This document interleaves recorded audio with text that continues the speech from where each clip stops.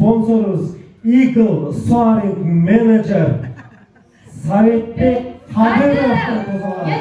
Barchamiz o'rnimizdan turib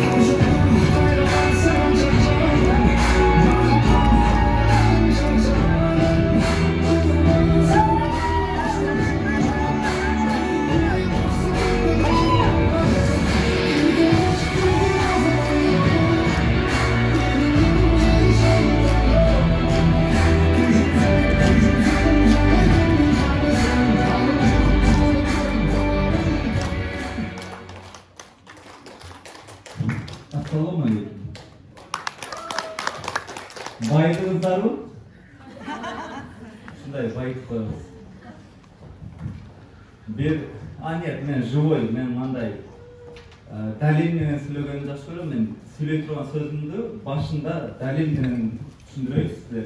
Degay, çakşıra şuva bırakmayın. Bu kız menen birinci tanışkanında 4 yıl burada 5 yerde kol büyütüldü Moskva'da. 5 yer. Gelip sistemanı üretip, возможность üretkende de düşünbey etkanda, düşünbey akıranan, какая у тебя мечта desem? Заработать 100 000 рублей и балдарыма барып, көріп келсем, кішкентай баласын 3 күнде 6 айлық қылып, я не знаю, таштап Москваға кеткен. Не себептен Москваға кеткен? От хорошей жизни, что ли? Жоқ. А мен айтқам, анда дағы 10 ай кетпей тұр. Потому что 10 ай мен айтқанымды қыласың, 11 айдан баштап қалған жашауым башқа болды. 10 айдың içinde 1 миллион ақша жоғалтып, бүгінгі күнде өзінің балдары жанында, бүгінгі күнде базар қорғанда, өз үйінде 3 комнат квартира сатып алды. Бүгін балдары менен çoğu. Ушундай bir kız magazinге кіреді. Магазиннің сыртында магазин желание деп жазылып тұрады екен да. Келіп желанияларым бар менің деп келсе періште отыратынмыш. Менің желанияларым барса, мен 3 еле желанияны атқарамын дейді періште. Биринчисін айт дейді. Денсаулық. Хорошо дейді. Екінші желание. Ақша, байлық. Хорошо дейді. Üçüncü желание. Бақыттылық. Хорошо дейт дагы. Складына 3 жыл айынан ак чыккандан кирип кетет. Бегайым күтүп атат, жок швабрасын кармалып күтүп атат, жок. Итогун айткандан мурун да бир швабра жөнүндө пока периште складта жүрөт да, ага чейин айтып турайын. Анан бул айтат. Швабраңды таштайсың деп. Сен жок дейт. Жок дегенде мен бир жумушта калам дейт. Бир жумушум калып турат, алып калам дейт. Азыр швабраны попробуйте так. Периште чыгат дагы складтан. Мындай мешочек менен чыгып туруп, бегай. Ушулем. А сен билбей элең, биз урук беребиз дейт. Өстүрүп алыш только сенин колуңда. Бүгүнкү күндө бегай өстүрүп алды уруктарын.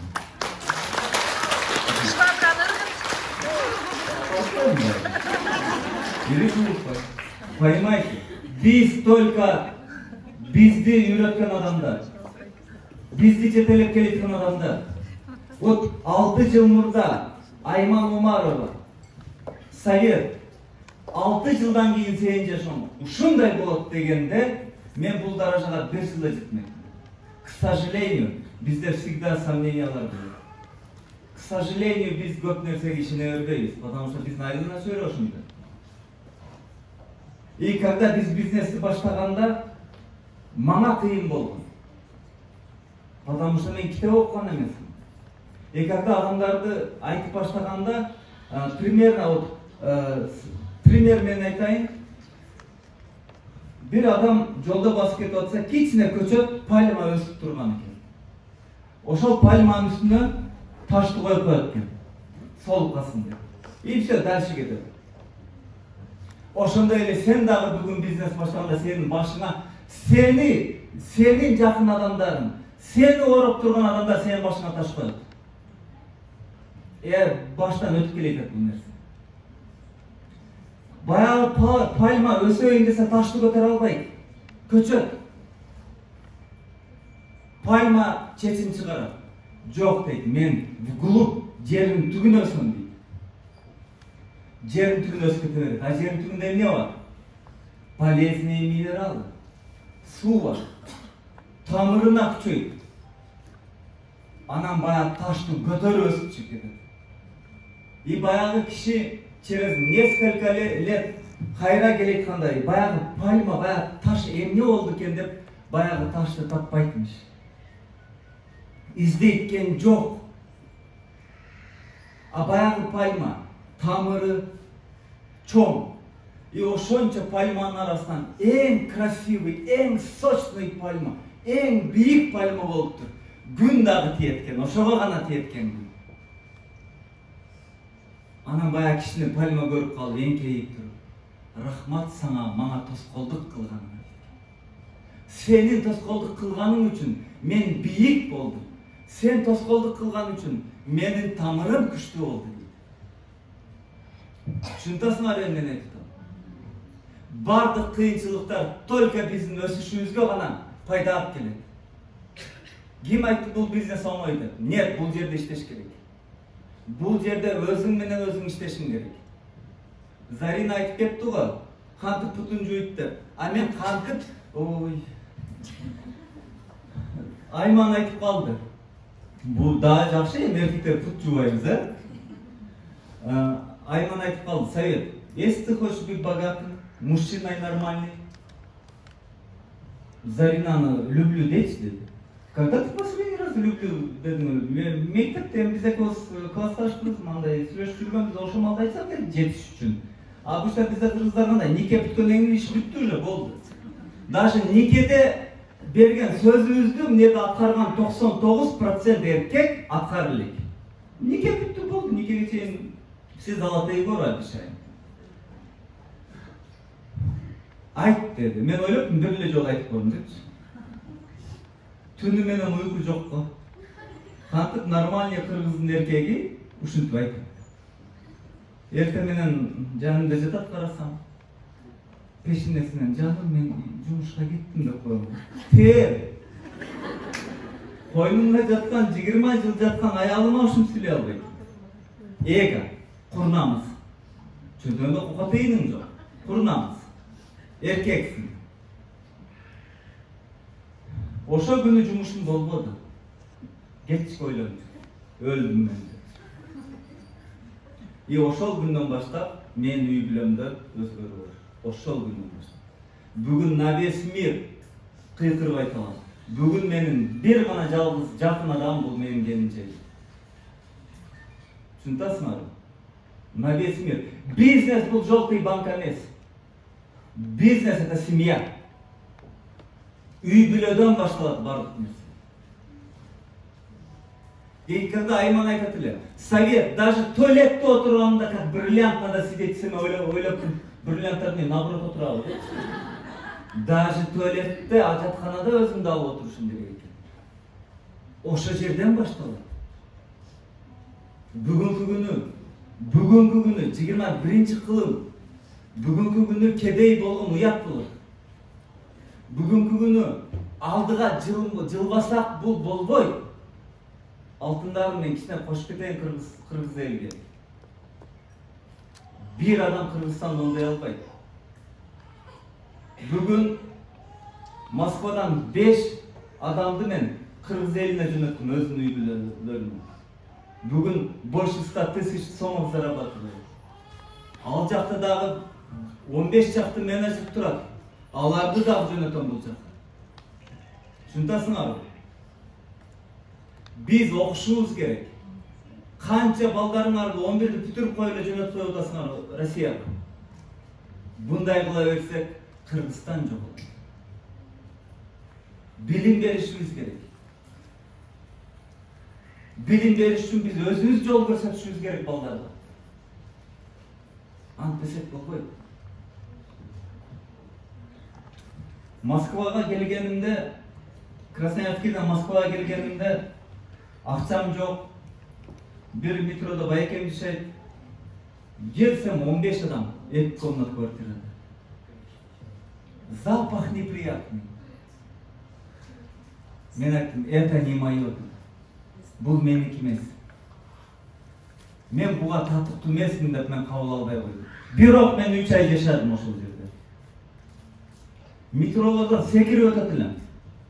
Байекелерим айтат эле, "Эй, жумушка кирип албайсыңбы? Нормальный адамдар окшоп 40 000 айлыкка жумушка кирип албайсыңбы? Сен эмне кыйын болуп атасың? Sen bu yerde akçanı çoğultup sen Kırgızistan'a varıp yaşaysın. Degende men aytkam. Kim garantiya berет, что men erten Kırgızistan'a varıp yaşayım. Men bugün yaşayım. Adam günlüğü yaşayım. Bayağı söz var. Geçeki gün historia. Erteki gün jomo. Bugünkü gün padarakat bol. Bugün bayekelerim. Gelin kumar kıyım boluveresinler. Günlüğü metro ofisке барам. Ofiste hiç kim yok. Орыстар айтат. Твоих киргизов денег нету. Ради этого они будут делать этот возможность. Ради этого. О, чурки появились деген. Эта чурка тебе покажет. Бүгүнкү күндө 28 адам Заринек озунан калса 100 000 сомдон иш алды. Эртең ушул 28 адам миллиондорго чыкса, понимаешь, кандай биз өлкөбүзгө помощь кыла алабыз, жардам кыла алабыз. Вот кандай масштаб менен жүрүшүбүз керек. Эгер только өзүңдүн ашказаныңды ойлосоң, бул жерде делать нечего. А эгер сен масштабно ойлонсоң, анда что-то у тебя получится. Өзүбүз үчүн жашабышыбыз керек. Качан биздин жумушубуз болуп баштады? Качан биздин аркабыздан адам басып баштады? Качан биз мечтабызды өзгөрткөндө? А биздин мечтабыз кандай эле? Купить однокомнатную квартиру хотя бы аэропорттон. Мына аэропорттон. Арзан го? Хотя бы ошол жактан. Анан өлбөм кетсин деп бир ыз көлгө барып келе турган элек.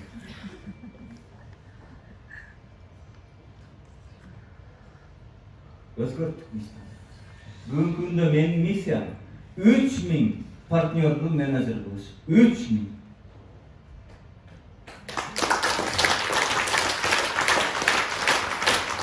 Менеджер çıkandan keyin men missiyam бүттү desem болот.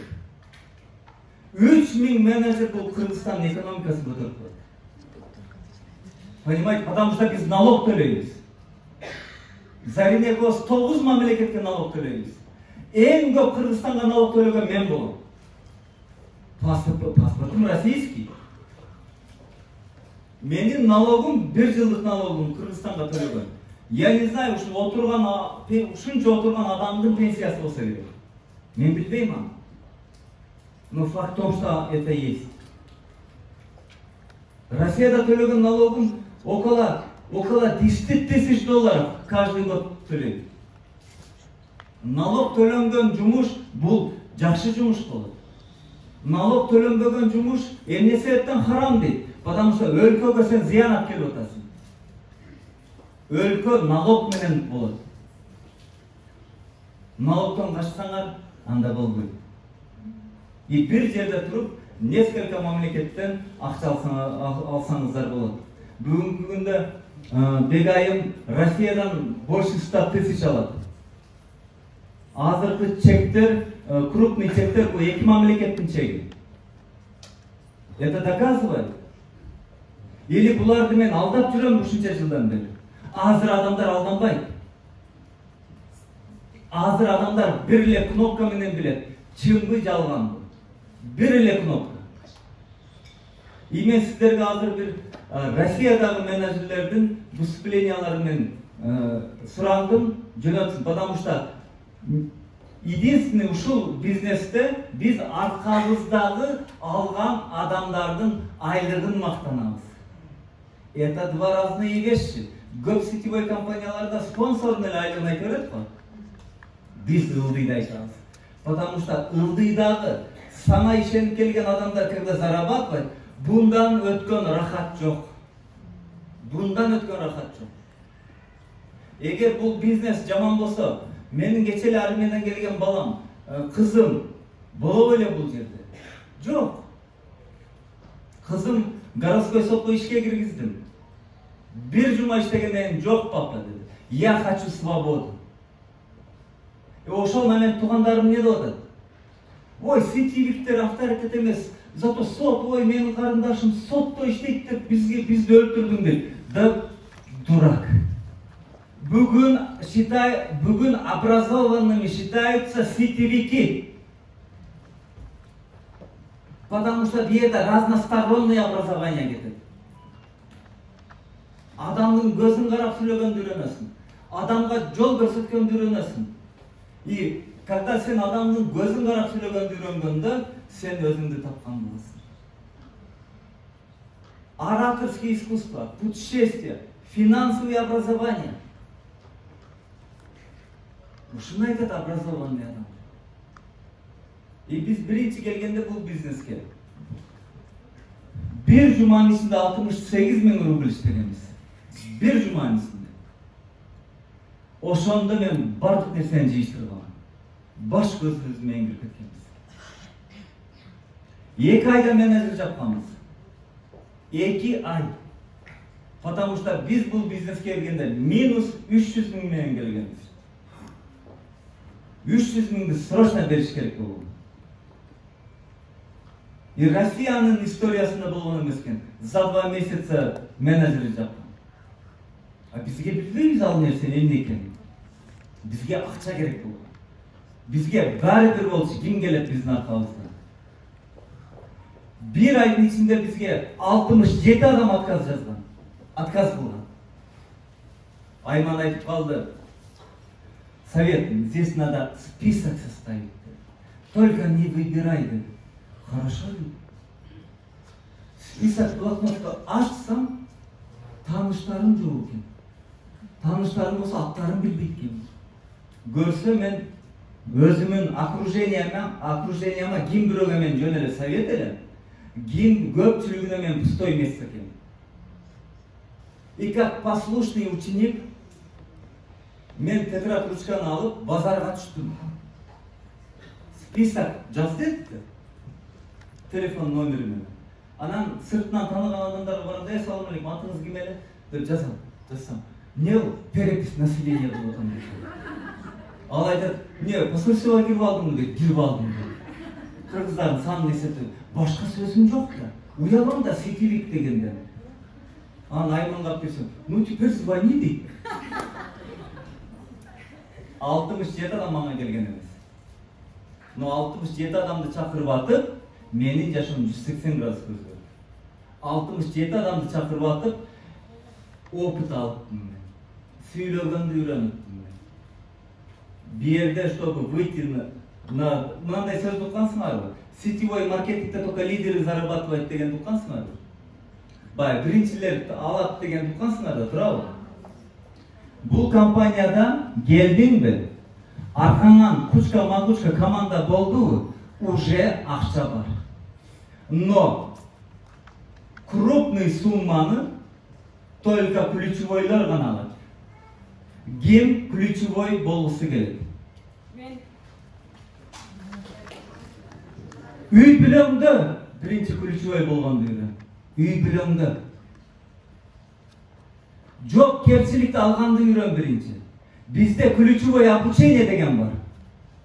Бүгүн Казакстандан бизди ушул даражага чыгарган адамды алып келдим мен сенин алдыңа. Күндө айтабыз. Мына бул ай жабылат го? Мына бул ай. Жабылганда ключевой человек деген обучение өтөм. Кто попадает туда? Туда попадает только супервайзер и выше. Ай бүтөлек аракет кыл. Потому что ключ успеха мен колуңа карматып кой. Это гарантия. Мага демектен 5 дипломум менен келбейсиңби мен алдыма? Я лучший. Менин командамда бухгалтер, экономист, банкирлерден бери бар. Биринчи келгенде кыйын болуп келишет. Мен кредитный финансистмин деп. Бир албай алышпайсыңбы? Ой, пока денег нету дейт. Финансовый менмин. Потому что бул компанияда үйрөтөт өзүңдүн акчаңды эсептегенди. Бүгүн Россиядагы өзүңөрдүн эжеңер, өзүңөрдүн балдарыңардын ийгиликке жеткен видеороликке кичине көңүл бурайлы.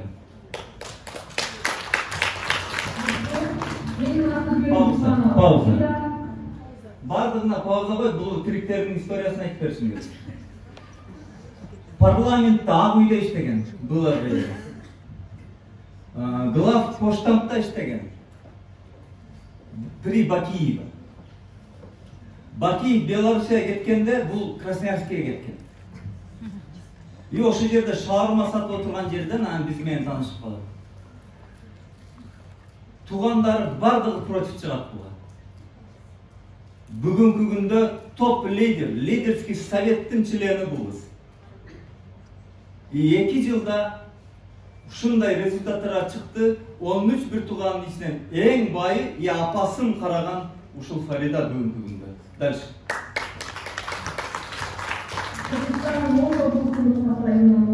Жогорку билимдүү, финансы жана кредит. Бүгүнкү күндө международный компания Алоя Берада иштейм.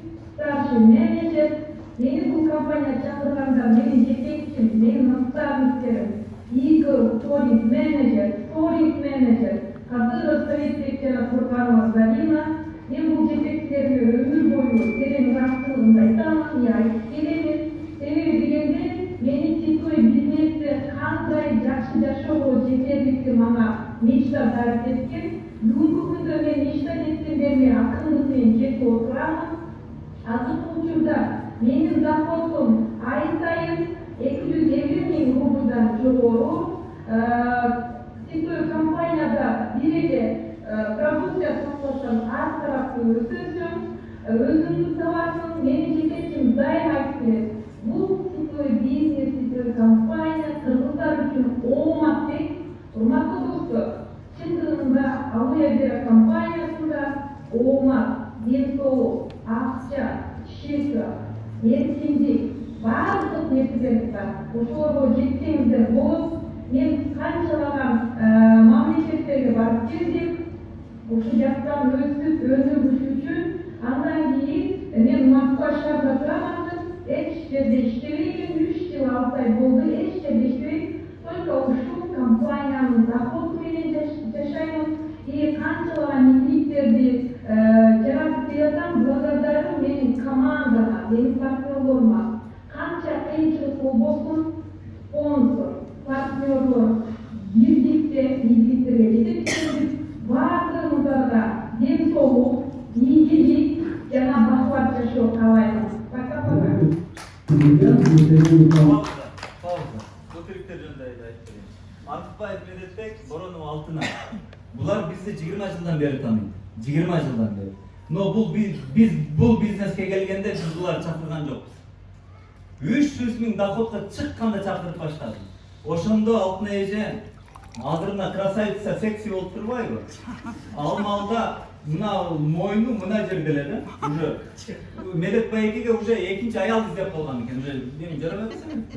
Вот, темир, болезнь, букет болезнь и так далее. Ошон үчүн айтам, заранее айтам. Алтындарым, бүгүн мени түшүнбөй калсаңар, бүгүн бизнеске келбесеңер, эртең ооруп калып келесиңер алдым. Это гарантия. И ушинтип 3 жылдан кийин ооруп келди. Келгенден кийин айтат, мен жазылбайм. Медетбек, сен жазыл. Хорошо. А Медетбек айтат, мен сахнага чыкпайымбы дейт. Чыкпайсың эле, сен ким күтүп атат сахнада? Сахнага чыгышыңа оюңбу? Бу жерде только результат адам чыгат. Анан жазылды деп жаздырып алыш керек болду да. Потому что булардын лидерский качествосын билем да мен. Жазылды. Жазылып 8 ай иштеди. 8 айда 860 000 шотунда акча чогулду. Ошол күндөн баштап менде проблема башталды. Күнүгө чалат Алтынай эже.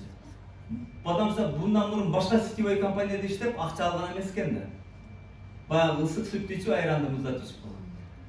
Чалып баштады, бегайымда чалып баштаган түнү күнү уктатпай. Акчаны береби?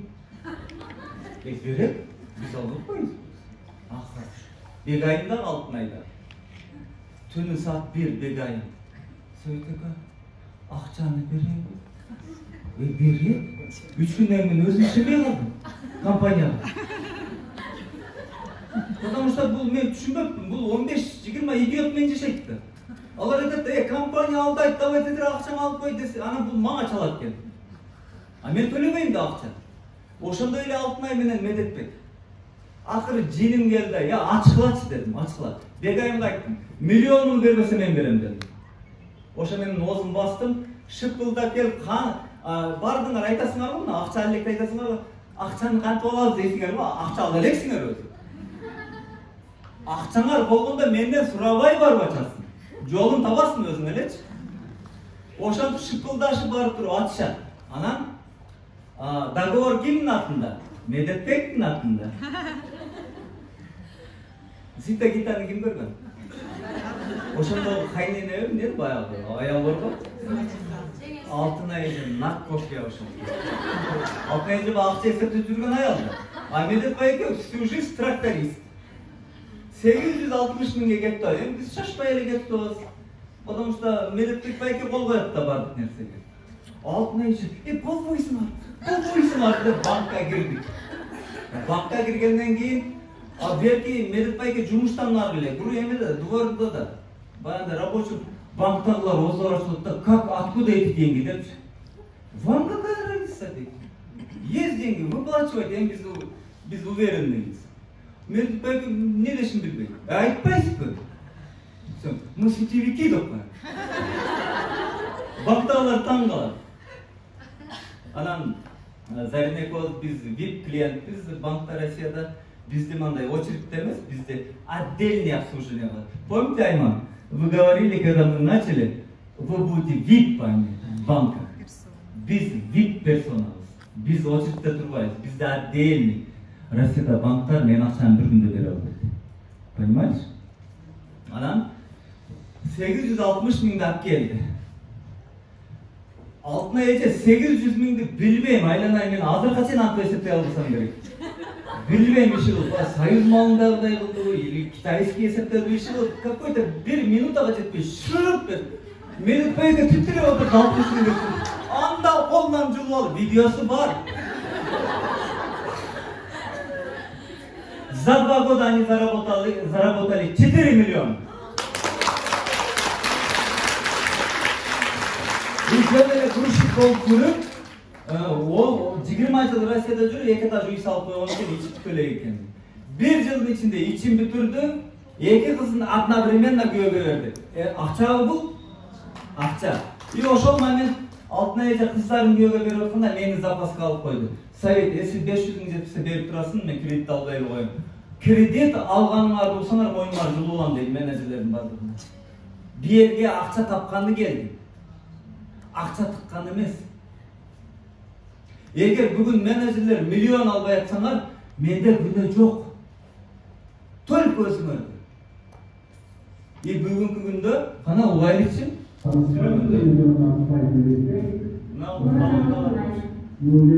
работаем на этой компании 3 года, мы работаем с хорошим, мы развили наши менеджеры, их менеджеры, я очень благодарен этой компании. Я здесь работаю уже 10 лет активистом, сейчас работаю. Жақсы бұл Квартиру купили. Квартиру купили недавно. Путешествие от компании бесплатно.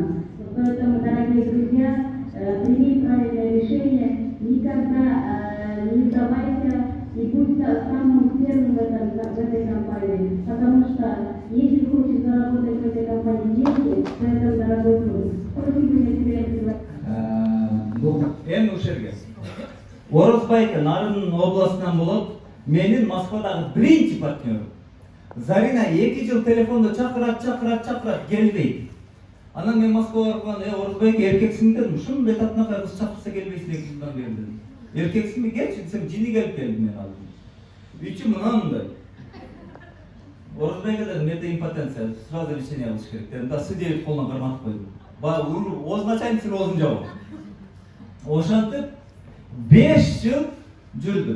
Көрсе bir выступлениямда, анда мен 100 мың алсам керек айына, мен есімде жоқ, азыркы менеджерлердей болсам керек. Ошамалда bir мақтан айтып қойған кемді, придет время мен миллион алам айына дедші. Мен есімде жоқ. Мен бүгінгі күнді, мынау 22 жылы, мені біздің доходымыз где-то 4 миллионға шығады. Вот ушантып айтып қойдым. Орозбайке наблюдал, оказывается. 300 мың алып атқан күні үзді көріп тұр, 500 мыңдан алып атқан үзді көріп тұр, 700 мыңдан алып атқан үзді көріп тұр. Миллионға шыққанда ана маңа келеді. Советті доказал дейді. Мен түсінбей қалдым, нені доказал? 5 жыл мұрда айттым әлі ғой дейді. Мен есімде жоқ дедім, айтқаным, айтсам айттым, не олатсың? Мен менеджер жауам дейді. 2 айда менеджер жаптан, 5 жылдан. 5 жыл қанша ақшасын ұрдады? Өзінің ақшасын. Қанша миллион ақшаны ұрдады өзінің. Понимаете? А егер сіздер наблюдатель болсаңар, азыр, ой, бұлар не олат екен деп қарап тұран болсаңар, не олат елек? Біз дальше будем идти. Вопрос, сен не олат. Ошол жерде жетеді. Бұл айлычы? Компанияға менде шақырған Турғанова Зарина и Қадыр Совет. Мен бұл кісілерге жоғын разышылық білдіріп, себебі ушундай чоң возможностьума көргө түштү. Бул компанияда өтө чоң айлык тапкан болуп, акча тапкан болуп, например, мен өткөн айда 2150 сом алдым, рубль менен алдым. Бул компанияга баарыңыздарды чакыра берип, өтө чоң возможность. Кимдин кандай аппетит чоң болсо. Элмира эже тоже илгерки таанышыбыз болот. Русланын күйөөсү Кореяда. Вот элестеткиле күйөөсү Кореяда. Кореядан 4-5 жылдан бери айылдагы үйүн салып атат. 4-5 жылдан. 1,5 жылда двухкомнатный квартира алып коюп атат. Новосибирскийде. Бүгүнкү күндө Новосибирскийдин лидери. Айнаша Женин партнеры. Новой деятельности, но ждем за очередной покупкой, года через 2. Ой, бұл бала өте начар бала. Бұл менің 25 жылдық досым, талада танышқан досым. Бермеді. Бұл келинчеги. Өтө негатив адамдар. Өтө негатив, баягындай азыр чыгып туруп албай жөнүндө айтсаңар, баандай негативный адамдар бар го, силерди таска урган. Ошолордун бирөөсү. 5 жыл мурда Берметтин күбөсү ушундай бир сабак өтүп атканда офисте. Эшик тасаттагы. Энең өтүп жаап кетти. Жаңы башталды. Досум да. Совет бар жерде чөп чыкпайт деп туруп кетип калат. 4 жылдан кийин келди го баягындай болду. 4 жылдан кийин келди. И бул келинчеги Бермет, бул Айбек, мурункайда айлыгы канча болду? 127 миң сом. 127 миң сом болду. 20 жылдык ипотекасын декабрда жаап атат. Зайдинго. Kedua, untuk работаем в компании Сетин. Акбермет, Кадамжай районунан болот. Ар түрдүү сетевой пирамидаларга кирип чыкканбыз. Ар түрдүү. Сүйлөгөндө угулбай да турабы? Мен өзүм эле историяларды айтып берип коеюнчу. Мактана албай да аларчы. Вот. Ар түрдүү сетевой компанияда иштеп жүргөндө. Сен башың көрүнүп калганда, сен кетип аткан жолуңду тапканыңда адамдар сени өзү издеп келет. Адамдар бүгүнкү күндө даже Аллахым күчтүүлөрдү жакшы көрөт. За сильными только люди пойдут. Түшүнөсүңөрбү? И бүгүнкү күндө эки мамлекетте и плюс Турцияда башталды бул кыздын эмеси бизнеси. Bunun da bir tugandары абсолютно против. Мага да чалышат. Байекелер. Çalıp туруп Берметти иштен айдап бер дейт. Түшүнбөсө кыйын да. Аны айтам, мен начальник эмесмин, бул свободный бизнес. Деп аттып, бүгүнкү күндө менеджер жапты, акаларынан 10 эсе көп табат бүгүнкү күндө. И өзү жалгыз однокомнатный квартирада Москва. Билбейм мен, Москвага барып келгенсиңер, барып келген эмессиңерби? Однокомнатныйда өзү жалгыз жашаган адам, это что-то. Вот өзү жалгыз. Дальше, кийинки менеджер. Зинат эже өзгөндөн болот. Бул эжеге forever абсолютно кереги жок. Москвадагы эң бай кыргыздардын бири ушул. 700 квадрат метр өзүнүн собственный магазини бар. Эми 700 квадрат метр ушу залдан деле чоң болсо керек, билбейм. Вот. Плюс өзүнүн үйү, квартирасы, машинасы, миллион карточкаларында миллиондоп жүрөт акча. Буга признание керек болду. Базарда сени эч ким признавать этпейт. Көчөдө сени эч ким признавать этпейт, миллиондорун болсо да. И путешествие.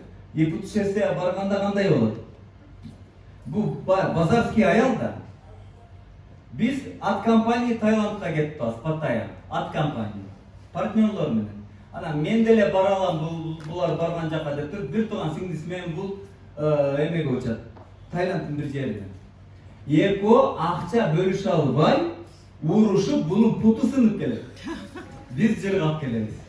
И с тех пор только биз менен. Буга только путешествие, признание. Ден соолук үчүн гана келген. А так акчалуу адам. Дальше. Сабиров Абдумомунду ким тааныйт? Бул менин мынабул Садыр Нуркожоевич менен Камчыбек Кыдыршаевичтей биз экөөбүз. Менин кан досум.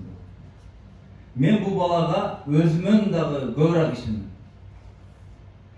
Силерге дагы ушундай партнер болобу? Бул бала биринчи бизнеске келет. Менеджерди жабат. Анан бай 15-жылы кризис мындай болду го 15-жылы. Перестройка и так далее. И ошол малда бул дагы финансовый пирамидалар кетип калат. Тезирээк байыш үчүн. 3 жылдан кийин кайра келди. Минус 1,5 миллион. Bir yıl 3 ayda 1,5 milyon tutuldu. Giyin gelgenden giyin baldarın kaç dedisin? Kadamcayda dedi. Ayağın kaç dedisin? Kadamcayda dedi. Tak ne paydı? Sen kayerde yaşap otasın sen. Men taksidele yaşap otam dedi. Maşinada ne çıktı dedi. 5 bin lirası da ekonomda. Tak так не пойдет, мол. Давай, первоначальный, я тебе помогу, досымсың. Деп, бизнес баштады. Баштагандан кейін өзі келді мама. Совет деді. Мен бір іштебей қойғам.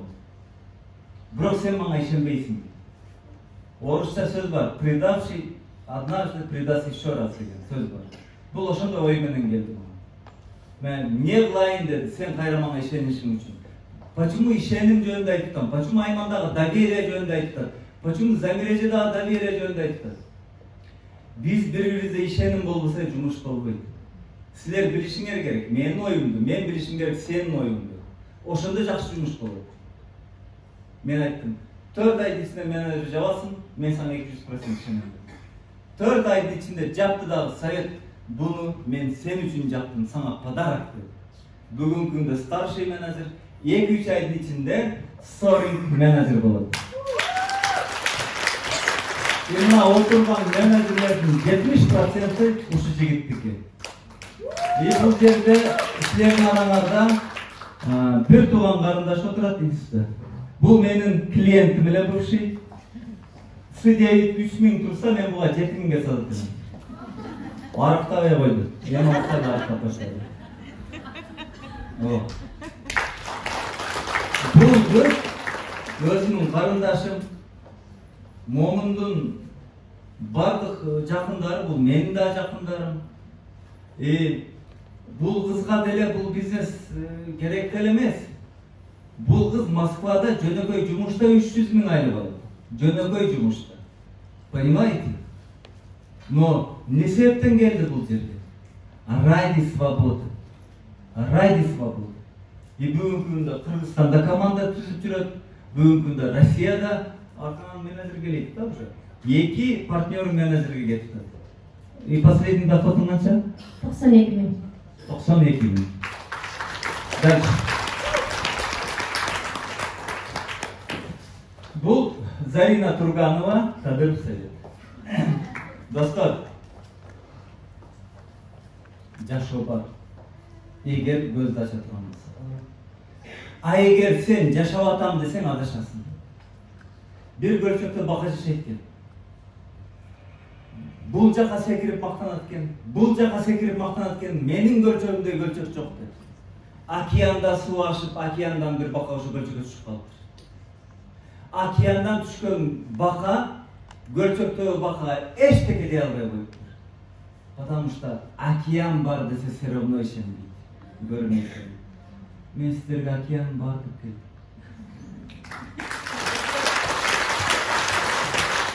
Ушул сахнага бардык менеджерлер чакыргым келет.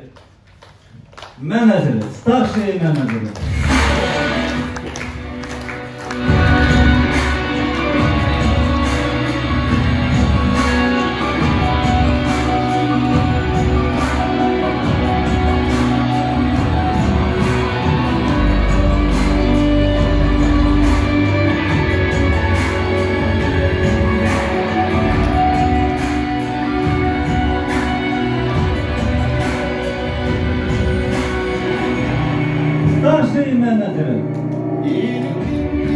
Встречайте нашего спонсора Омарова Айман Иглмена.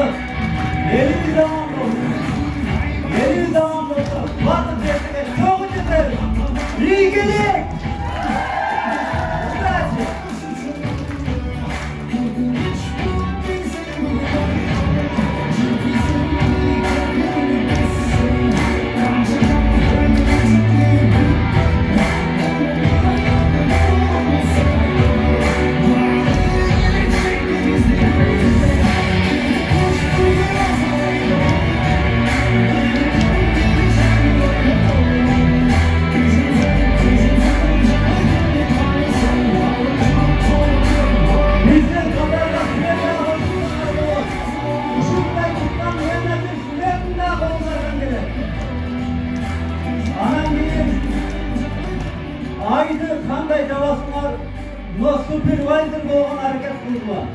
Supervisor birinci açkıç iyiliksin. Ключевой человек болған жүйрөп кетем. Болды үймерге кеткіле.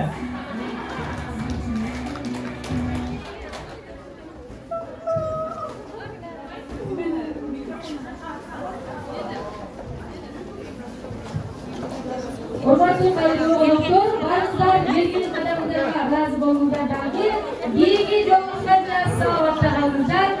Barchalardan so'ranish to'g'ri bilan zalda o'rnatib berdi. Hech kimni unutmang, sirtqa chiqib surat tashladi. Bu yerda hozirgi